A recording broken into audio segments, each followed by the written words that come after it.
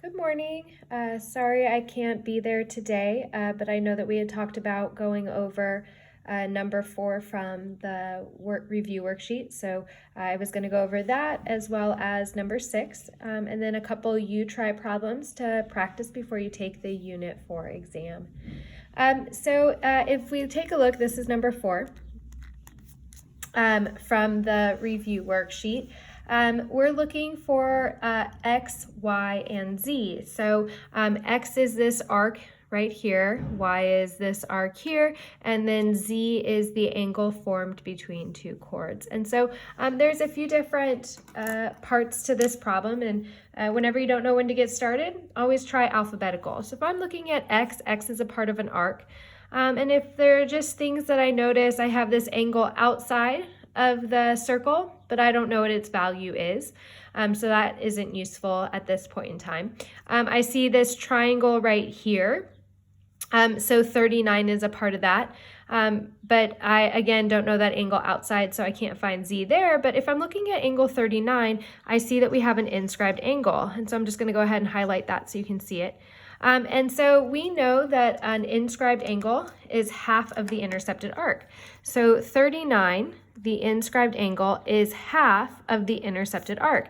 And so its intercepted arc goes from the point of intersection on the circle all the way to the other point of intersection. And as we trace over that arc, we see that it is made up of both x and 44.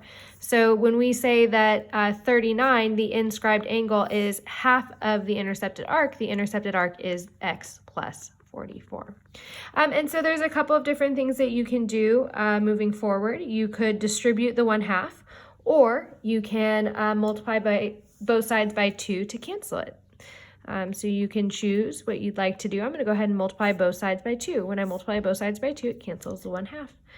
And so 39 times 2 is 78 equals x plus 44. And I'm going to go ahead and subtract 44 from both sides. And we get 34 is equal to x.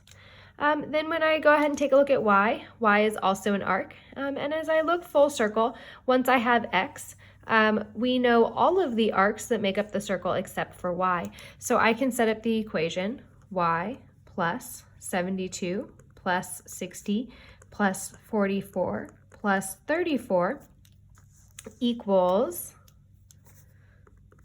360. And that goes full circle all the way around, including all the arcs, where this 34 is the arc x.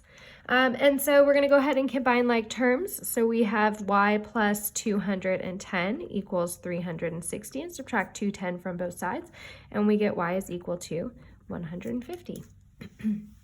All right, so now we have both x and y, and our last thing to do is find z. So z is an angle that is created by two intersecting chords. And so when we cross inside the circle and are not the central angle, we learned that the angle created is the average of the arcs. And so if we look at its vertical angle, this is z and this is z. The intercepted arcs are the arcs that we focus on as if this were an alligator's mouth. So if the alligator is opening and it were to close its mouth, what would it eat? It would eat the 60 degrees. And then on this side over here, all right, if we're looking at this intercepted arc, if this were an alligator's mouth, it would swing around here and consume both the x and the y. And that's where I made the mistake on the original solutions. I only included y, but this intercepted arc is both x and y. So when we look at finding z, z is equal to the average of the intercepted arcs. So one of the intercepted arcs is 60, and the other intercepted arc is x and y, this right here.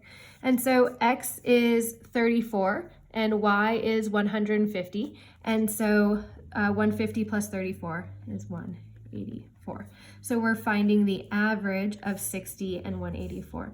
So z equals 60 plus 184 is 244, divided by 2, we get 122 degrees. And so, get that up a little bit. Again, when we look at something like number 4, there's a couple of different things going on. We've got our inscribed angle is half of the intercepted arc, and we also have the angle between two chords is the average of the intercepted arcs.